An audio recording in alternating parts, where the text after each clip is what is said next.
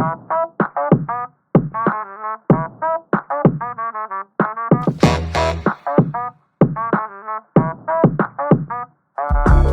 Sobat Antara, kembali lagi dalam program Epilog. Kali ini sosok yang kita hadirkan masih di bidang pendidikan seperti pada sebelumnya, cuman kita langsung kepada pelakunya yang mana cukup viral akhir-akhir ini, yang menceritakan dulunya adalah seorang sales dan sekarang mendapatkan beasiswa di salah satu universitas global yang cukup ternama, yaitu Stanford. Dan kita sambut saat ini sudah hadir Irawati Putri. Gimana kabarnya, Ira? Baik, Mas. Nah, ini langsung to the point aja nih. Kita sempat membaca beberapa artikel dan juga informasi akhir-akhir ini. Banyak sekali yang menceritakan tentang Ira. Awalnya itu seorang sales promotion girl di salah satu Pekan Raya yang makanan. Benarkah itu? Betul, Mas, betul banget. Jadi mungkin aku kasih background sedikit gimana aku akhirnya keluar kata-kata bahwa aku itu memang dulunya sales promotion girl. Kalau di internet beredar kabar bahwa ini nih sales promotion girl pas PRJ paling dia cuma karena iseng doang gitu kan biasanya, karena PRJ itu cuma 1 bulan. Tapi sebenarnya enggak sih, Mas. Jadi aku tuh jadi SPG itu enggak cuma di PRJ aja. Jadi itu cuman salah satu hal ikonik yang aku langsung ingat ketika aku terima acceptance-nya Stanford. Jadi kayak aku ingat seberapa keras dulu aku kayak pernah rela ngelakuin apa aja, basically gitu. Dan foto yang aku punya memang yang ada di Instagram aku tuh literally cuman yang si SPG pakai kaos Fiesta gitu kan. Jadi pas aku tweet itu tuh ya aku cuman pakai apa yang ada aja, dan sama sekali nggak nyangka kalau reaksinya akan semasif ini gitu. Tapi sebenarnya kalau kita tarik ke belakang, dulu tuh memang aku ngelakuin banyak kayak side hustle lah kalau sekarang ya. Cuman kan waktu anak SMA belum banyak hal yang bisa aku kerjakan sebagai anak seusia 15, 16, 17 tahun, dan badanku nggak tinggi gitu kan. Jadi mau pekerjaan yang requires keilmuan yang lebih tinggi itu juga agak lebih sulit. Dan kalau misalnya aku mau jadi SPG, misalnya let's say SPG motor atau mobil, itu kan biasanya ada persyaratan tinggi badan gitu. Jadi yang bisa adalah SPG chicken nugget, SPG minuman gitu.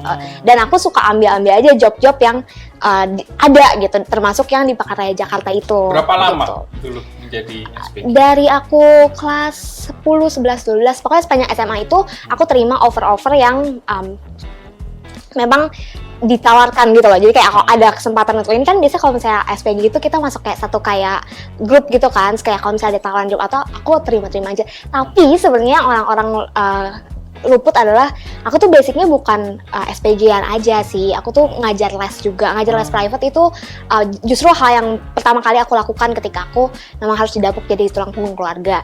Tapi karena misalnya dari les itu kan dulu kan nggak semasif sekarang. Kalau sekarang kan ada beberapa platform yang memang bisa mengkonekkan atau menghubungkan guru dengan murid gitu. Kalau dulu kan dari mulut ke mulut, dan itu agak terlalu lama nih untuk bisa quote-unquote ngumpulin uang untuk ngasih makan keluargaku lah gitu kan kasarnya. Jadi aku terima aja job lain, yaitu termasuk jadi SPG dan termasuk SPG nugget. Cuman kan kalau dulu kalau misalnya kita jadi SPG gitu kesannya pasti aku tuh bukan tipikal yang suka cerita-cerita ke orang sih. Jadi jarang banget aku foto-foto.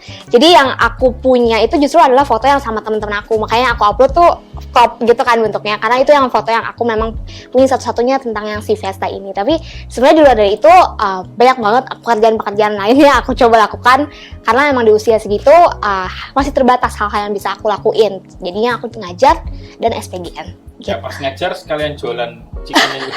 Enggak, kalau si chicken ini literally emang untuk yang di Pekan Raya Jakarta. Itu eventnya kan selama 1 bulan sampai 1 bulan setengah gitu, Mas.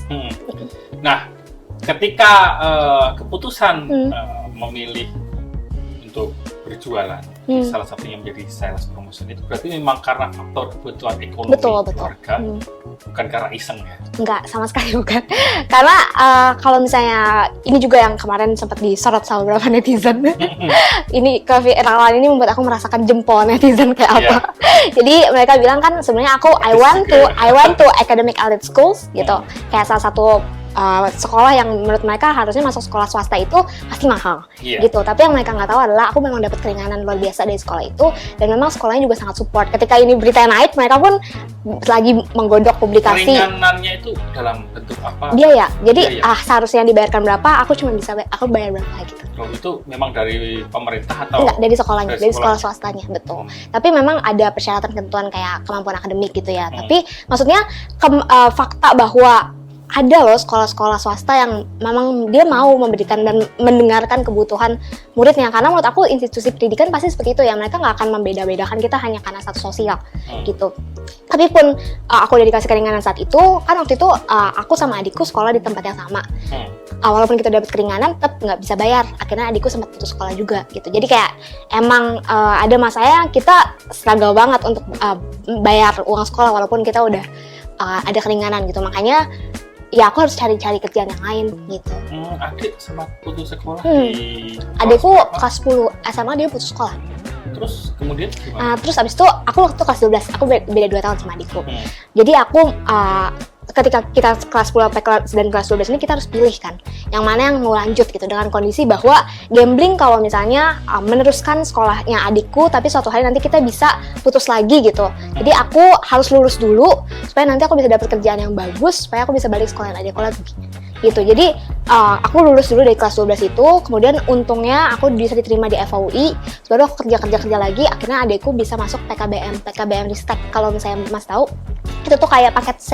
Jadi aku balikin lagi adikku lewat paket C supaya dia bisa dapat ijazah SMA. Terus adikku ikut SBMPTN, alhamdulillah dia lulus juga sih ke PTN gitu. Jadi masuk lagi perguruan tinggi negeri gitu, dia di Udayana.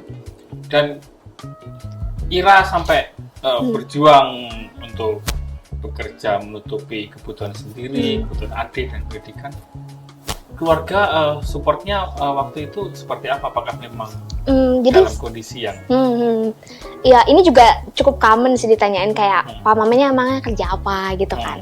Sebenarnya pak mamaku tuh tingkat pendidikannya rendah. Jadi untuk mendapatkan karir yang di masyarakat Indonesia sangat membutuhkan, kayak kalau misalnya mau kerja kantor harus dia S1 atau SMA gitu, itu susah banget gitu. Dan akhirnya yang aku lihat adalah kayak banyak orang yang kurang menghargai usaha mereka gitu. Mereka kerja serabutan, apapun sebenarnya mereka mau kerjain gitu. I mean they did their part and they did their best gitu. Tapi memang untuk sampai di taraf hidup yang nyaman tentunya jadi susah banget gitu. Jadi aku putuskan untuk take over karena menurut aku punya privilege dalam hal aku masih bisa nih tembus sekolah dengan keterbatasan ekonomi. Jadi kenapa aku nggak coba pakai kemampuan aku untuk bisa kerja dulu aja supaya orang tua aku nggak perlu kayak quote and quote direndahkan orang gitu. Berarti keluarga istilahnya orang tua masih ada dan masih betul. Memang waktu itu betul. Jadi memang keputusan aku untuk bisa ambil alih gitu, segitu. Terus lanjut ke Universitas Indonesia. Ambil fakultas. Betul. Itu beasiswa juga kah atau? Oke, jadi sebenarnya Fakultas Hukum UI ini aku nggak pernah punya keluarga yang punya background hukum. Pak mamaku bahkan nggak kuliah gitu, jauh banget dari kuliah kan. Oke, jadi ceritanya adalah aku waktu SMA itu kan ikut lomba-lomba kan supaya dapat uang gitu. Dan lomba-lomba yang aku ikuti itu adalah lomba yang aku nggak perlu les dulu gitu. Yang aku punya bekalnya menurut aku cukup aware bahwa aku bisa ngomong nih gitu. Dan hal yang sifatnya lombanya yang ngomong itu debat ya kan. Jadi aku ikut lomba-lomba debat karena itu nggak require specific skills. Aku cuma perlu tahu tekniknya seperti apa. Jadi aku minta tolong diajarin sama temanku yang biasa debat bahasa Inggris. Nah aku ikutnya debatnya bahasa Indonesia karena saat itu aku bahasa Inggrisnya belum terlalu oke gitu kan.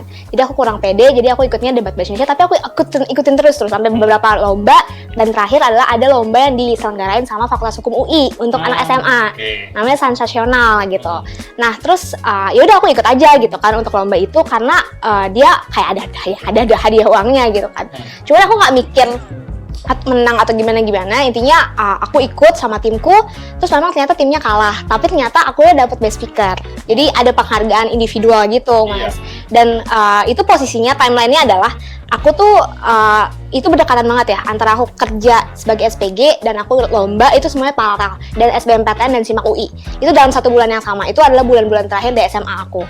Jadi ketika aku dapat hadiah uang itu dari Fakultas Hukum UI, aku benar-benar pakai uangnya untuk bayar SIMAK UI Dan karena aku pikir kayak ini hadiah dari Fakultas Hukum, ya udah aku masuk lagi Fakultas Hukum gitu kan. Oh, gitu.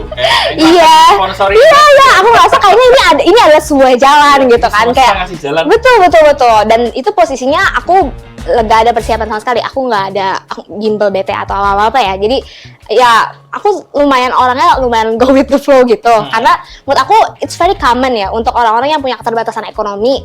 Mungkin orang-orang suka sedih gitu kalau misalnya dia bilang kayak aku nggak tahu nih, aku hidupnya susah, aku nggak tahu 10 tahun lagi mau jadi apa. Emang benar, kayak kita nggak bisa tahu 10 tahun lagi kita mau jadi apa gitu. Yang kita bisa jalanin kan hari ke hari kan, besok kita ngapain itu emang satu-satu gitu. Makanya aku juga nggak yang kayak aku mikirin banget habis ini nanti hukum kerja apa, enggak sih. Aku benar-benar kayak pas udah dapet aku dapat hadiah uang ini, ya udah aku pakai deh uangnya untuk bayar tes SIMAK UI gitu. Dan waktu itu kan tes SIMAK UI juga udah lumayan kan, waktu biayanya tuh seingat aku 500.000 sampai 1 juta tergantung berapa jumlah jurusan. Aku pas banget dapat 1 juta dari best speaker itu. Jadi pas banget uangnya dari Fakultas Hukum UI untuk UI juga. Dibalik lagi ya. Benar. Tapi kalau misalnya waktu itu aku nggak dapat, mungkin aku nggak kepikiran juga untuk aku masuk Fakultas Hukum UI gitu. Jadi menurut aku itu kayak udah jalannya lah gitu. Dan uang yang tadinya sebenarnya kan aku SPGN juga tujuannya awalnya aku pikir kalau memang aku bisa nabung, siapa tahu aku bisa ikut bimbel, tapi ternyata kan nggak possible gitu. Aku tuh harus bayar kontrakan segala macam. Jadi ya uangnya tuh nggak kekumpul, mau bayar SIMAK UI-nya juga kan kayak agak susah ya kita gimana. Tapi sedangkan aku tahu aku nggak bisa kuliah kecuali aku kuliah di PTN gitu. Bahkan kalau misalnya aku keterima PTN yang di luar Jakarta juga akan susah karena itu ada kos gitu, harus ada transport segala macam. Jadi UI itu benar-benar kayak sesuatu yang dulu tuh bahkan aku benar-benar aku inget banget, aku pernah doa kayak kalau misalnya cuma ada satu mukjizat gitu di dalam hidup aku, ya aku pengen masuk UI aja. Terus selama kuliah kan tentu ada biaya dan itu sambil kerja juga untuk lanjut ke situ. Apa masih SPG atau? Macem-macem sih. Aku translate juga. Jadi kayak banyak banget sebenarnya. Ya? Iya, aku buka jasa translate juga. Terus aku ngajar. Ngajarnya tuh literally dari SD sampai SMA gitu. Bahkan kalau misalnya ada temanku yang mau diajarin sesuatu juga, kalau dia mau bayar aku terima. Oke. Jadi orang-orang sempat kayak mikir pokoknya kalau ada kerjaan apapun, karena aku selalu terima job gitu, teman-teman mikir kayak ini anak oportunis gitu kan. Karena dia selalu ambil kerjaan apapun. Waktu itu aku nggak pernah cerita kalau misalnya kondisi ekonomi aku tuh sangat sulit. Sebenarnya sama sih, aku juga dulu ada yang mau apa kerjain, cuman gak ada yang mau bayar aku. Iya benar. Tapi aku juga melalui banget sih masa-masa dimana kita harus nyembunyiin kondisi ekonomi gitu ya. Maksudnya kalau kita lewatin masa 15, 16, 17 tahun, pasti kan kita ngelihat teman-teman kita ulang tahunnya dirayain atau apa, kayak ada rasa untuk supaya nggak dikucilkan, pengen supaya orang-orang melihat kita di dalam satu derajat yang sama gitu kan. Jadi nutup-nutupin atau nggak pernah berterus terang. Jadi memang cerita ini tuh nggak pernah kemana-mana gitu sampai aku kuliah, dan semester terakhir baru orang-orang terdekat aku kayaknya udah mulai bisa sense karena ini anak baju dekil gitu. Gitu. Jadi sekeras apapun aku coba, emang kayak lama-lama ya kelihatan juga kalau misalnya ini anak struggling gitu. Tapi aku bukan tipikal orang yang kayak suka jualan kemiskinanku gitu sih. Aku cuman presenting bahwa gue pengen ngumpulin uang nih karena adik gue mau kuliah gitu. Tapi aku nggak pernah bilang kayak adikku pernah gimana gitu. Ya. Waktu lulus di UI, kemudian menjadi sarjana hukum, apa yang diharapkan waktu itu? Apakah sudah ada rencana aku pengen jadi lawyer atau jadi consultant atau apa? Jadi aku waktu di UI itu mulai kerja sebelum aku lulus, Mas.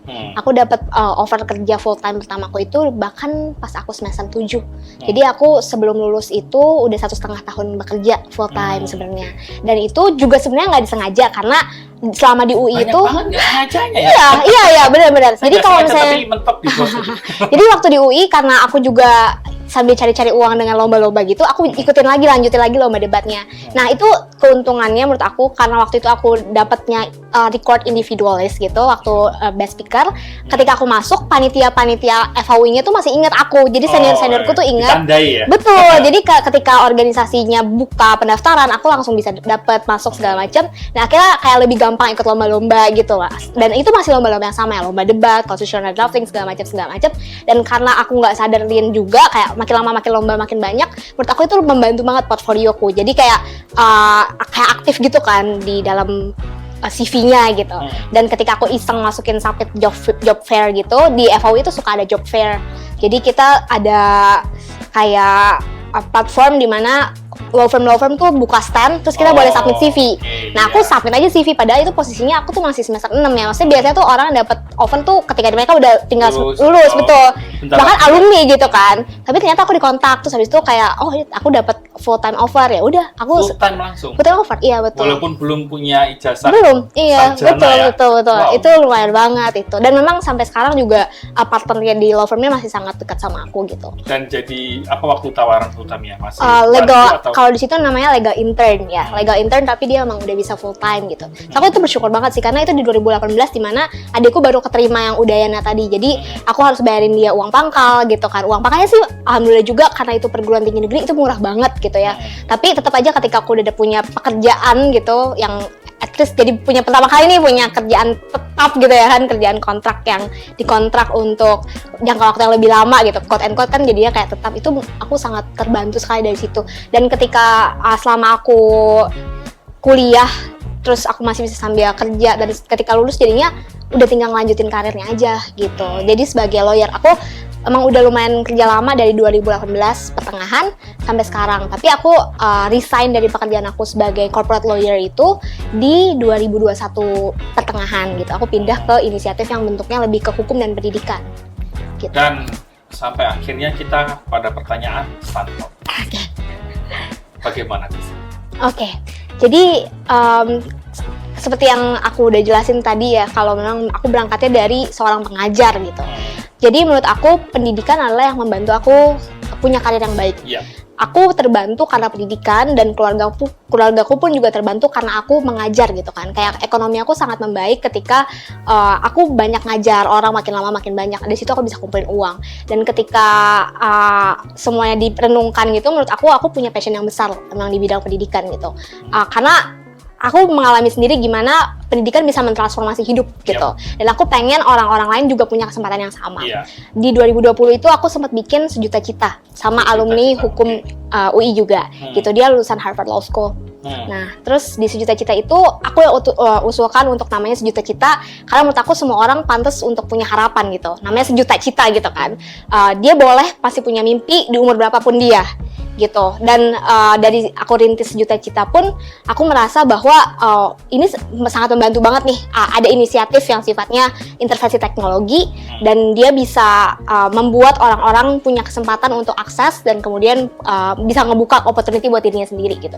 Jadi menurut aku pendidikan tuh powerful banget.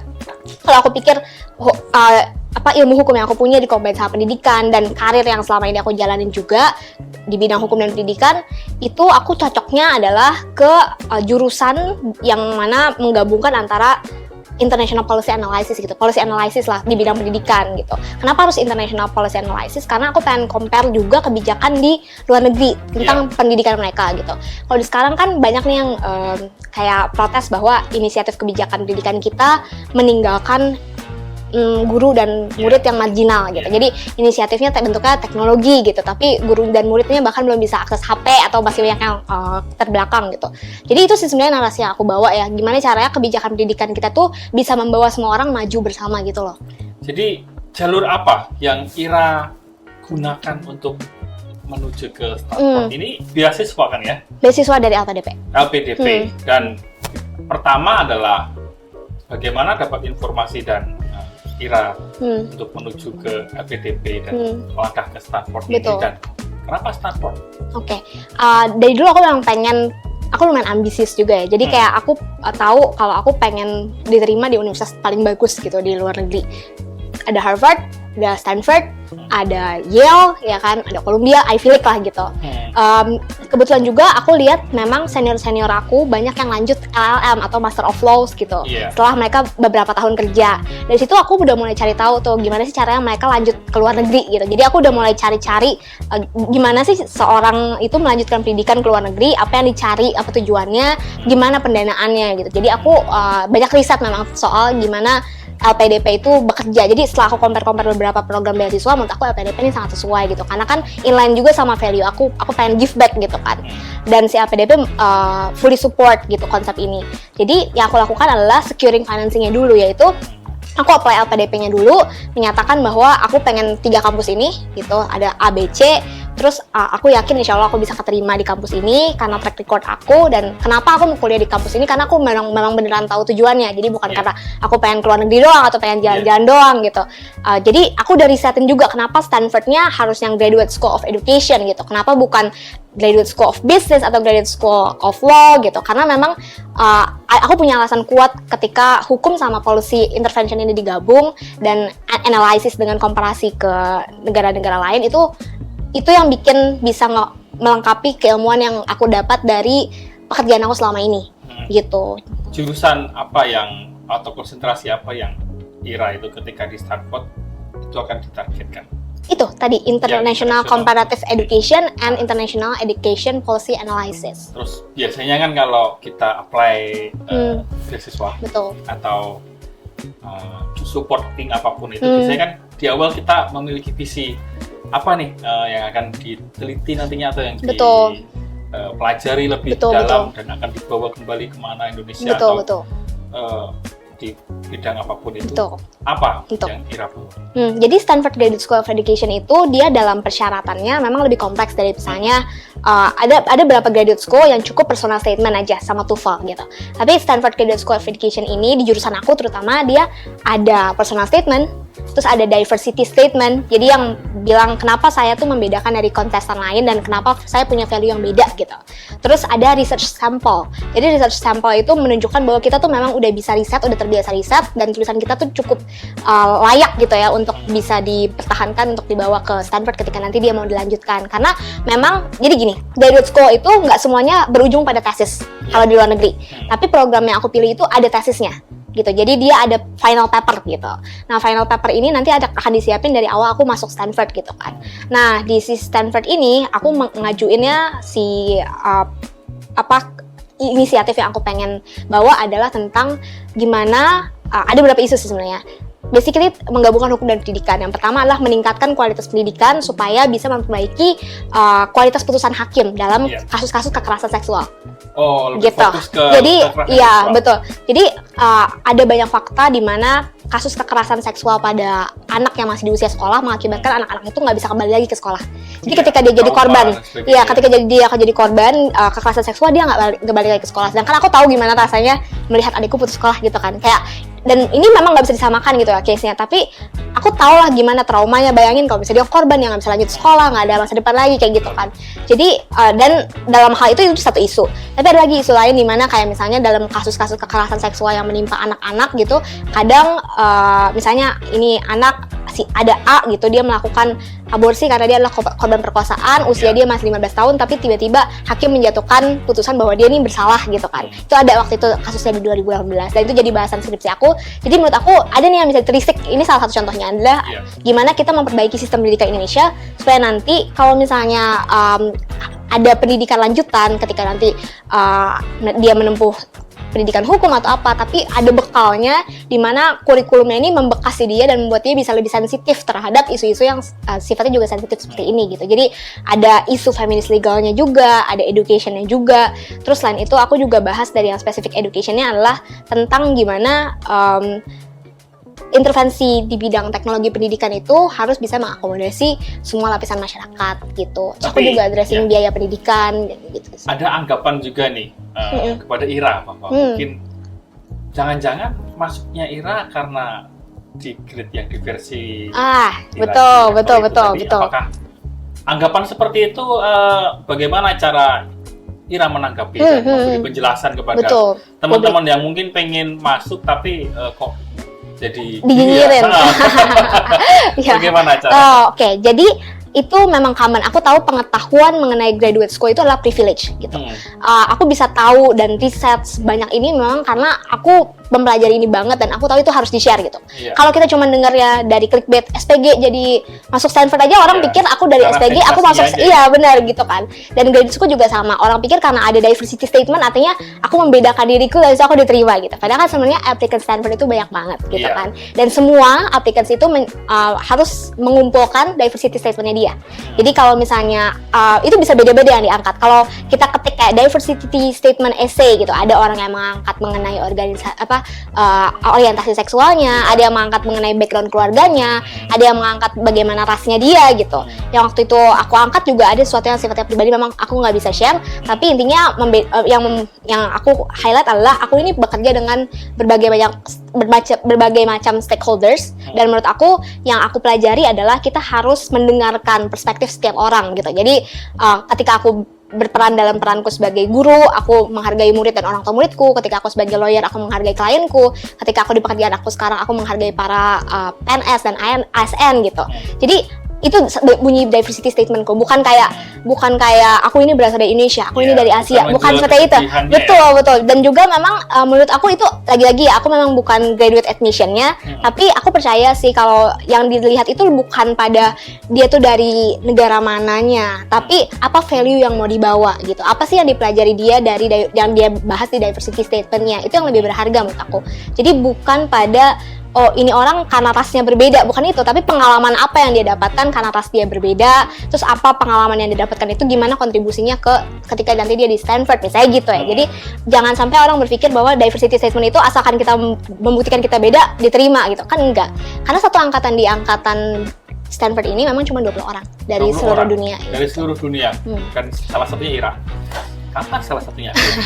Dan di websitenya Stanford itu memang dia tulis 20 orang itu mostly ada United States, Brazil, Meksiko, China. Jadi representasi aslinya adalah China gitu kan biasanya kan. Tapi bukan dari situ menurut aku diversifikasinya. Ira dari 20 ini satu-satunya dari Indonesia? Iya, satu-satunya. Satu-satunya, jadi bisa dibilang perwakilan Indonesia ya? Iya, insya Allah. Wow. Terus kemudian setelah Stanford, apa dari LPDP, apa yang diharapkan? Biasanya ada obrolan kan kemarin sempat ada yang nggak pulang. Sebenarnya kan nggak pulang nggak apa-apa kalau kemarin kita ngobrol ya sama LPDP. Tapi asalkan lapor dan jelas. Bukan nggak ada kabar kan. Tapi apa nih misi Ira setelah next level setelah Stanford? Apakah balik ke Indonesia membawa hal yang didapat di sana dengan cara seperti apa? Atau pengen mencari bekal pengalaman dulu di luar? Enggak, aku pasti pulang.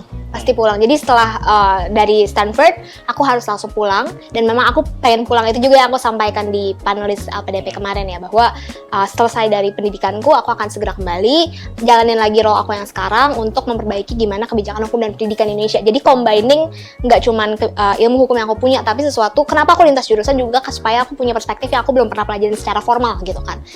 Aku belajar 4 tahun, kuliah hukum 4,5 tahun bahkan. Tapi kalau misalnya MA ini gelarnya untuk si Stanford ini, itu kan di bidang dia menggabungkan antara policy analysis, dia menggabungkan antara education principles gitu sama economic juga. Jadi dia membahas mengenai namanya educational justice atau keadilan pendidikan gitu. Yang menurut aku sangat erat nih kaitannya sama hukum gitu. Jadi let's see how it unfolds, tapi pasti aku balik untuk memperbaiki gimana kebijakan yang ada di Indonesia. Lagi udah disaksikan sama banyak banget netizen, aku bisa dirujak ya. ini udah dijanjikan ya. Iya. Di antara nih udah kita catat nih. Iya. Baik, terima kasih Ira, dan mungkin di tips tambahannya jangan lupa sering update lihat info di LPDP ya. Biar tahu kapan harus daftar. Dan itulah tadi Sobat Antara obrolan kita dengan Ira, salah satu peraih satu-satunya bahkan untuk menjadi perwakilan Indonesia ya untuk Stanford jurusan itu ya, untuk jurusan itu. Oke. Dari 20 di satu kelasnya nanti ya berarti. Cukup luar biasa, dan semoga nanti Ira bisa membawa visinya mengenai kekerasan seksual dan menyuarakan apa itu di sana, dan mungkin Ira bisa mengambil ya informasi di sana apa yang bisa diadaptasi di Indonesia. Dan saya harapkan nanti Ira bisa main lagi ke Antara, tapi dalam porsi sudah menjadi pakar dan ahli. Amin, berarti sudah lulus. Terima kasih Ira sudah memberi semangat kepada Sobat Antara. Dan tetap nantikan berita baik di antaranews.com, dan juga jangan lupa saksikan di YouTube Antara TV Indonesia. Sampai jumpa di episode selanjutnya.